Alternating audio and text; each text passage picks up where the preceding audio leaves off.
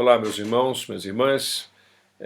Nós estamos estudando nessa semana a sexta lição da revista Compromisso, do terceiro trimestre de 2020, esse ano inesquecível, né? E estamos estudando a respeito da oração, e nessa lição em especial nós vamos ver como aprender a orar com o rei Davi.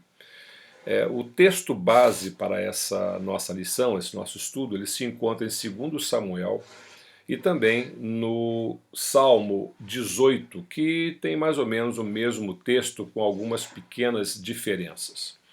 Irineu foi um dos pais da igreja, ele foi bispo de Lyon no século II, e ele disse uma frase que eu acho muito interessante. Ele disse: a glória de Deus é o ser humano completamente vivo.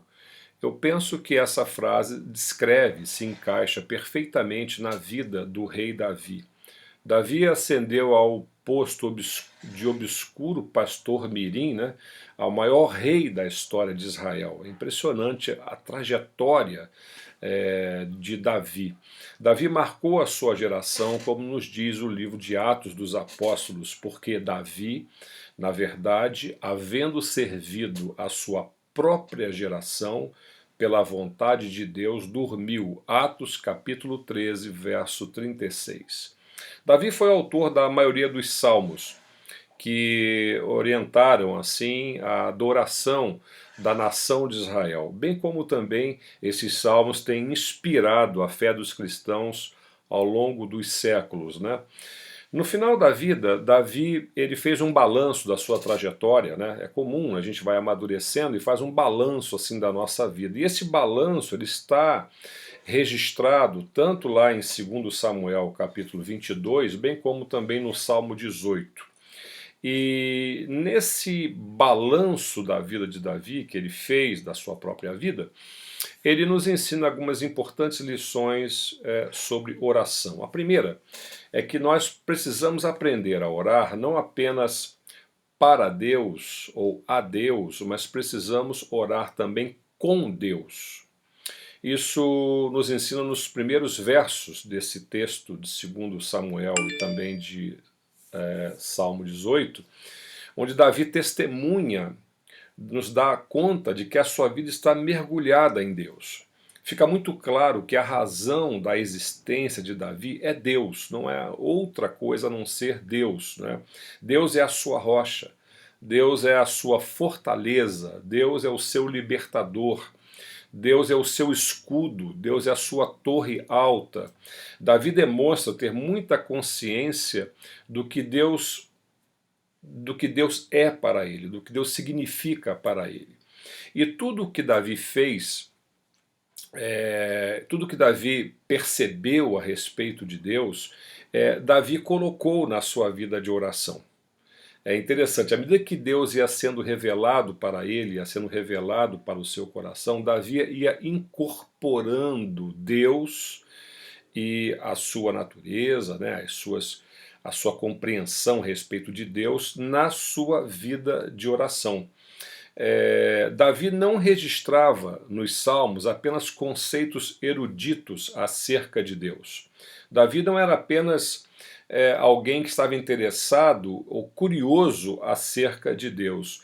Isto é, não há nada que Davi soubesse de Deus que ele não colocasse na sua vida de oração, porque à medida que ele ia compreendendo mais sobre Deus, ele ia então incorporando à sua vida de oração as suas percepções a respeito de Deus. Isso é fundamental porque se nós sabemos sobre Deus, sobre o seu amor, né, sobre a sua vontade, sobre a sua graça, né, sobre o seu amor por nós, e se essas coisas não estão alimentando a nossa vida de oração, se essas coisas não se transformam em atos de obediência, se não se transformam em adoração, em compromisso de servir a Deus, então nós entramos automaticamente em aliança com Satanás. Por que eu estou dizendo isso? Porque o diabo é o protótipo daquele ser que sabe tudo a respeito de Deus, mas que não quer nada com Deus, antes se coloca em oposição a Deus e à sua vontade.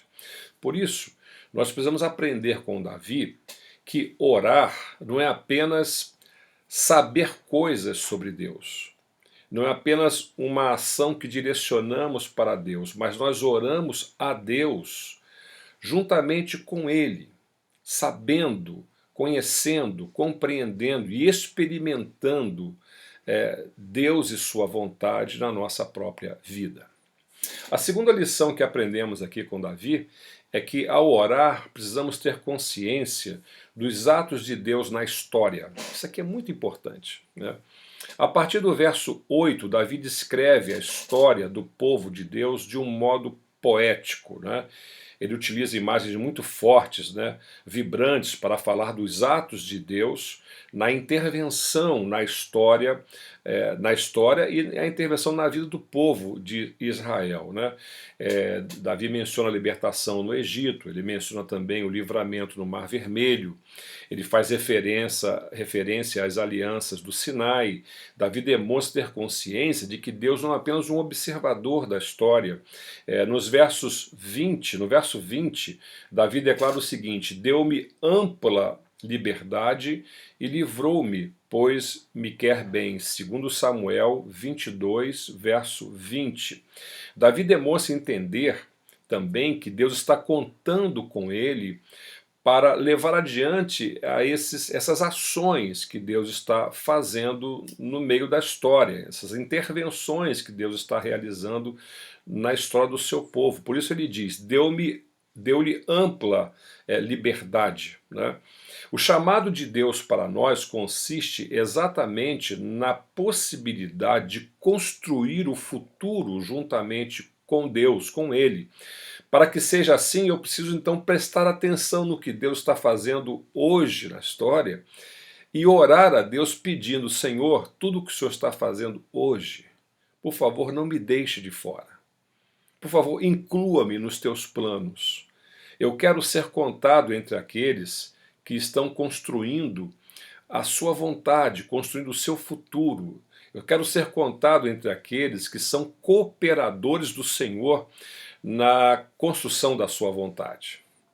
A terceira lição que aprendemos aqui com Davi é que precisamos aprender a orar tendo disposição para lutar pelo reino de Deus, lutar pela obra do Senhor.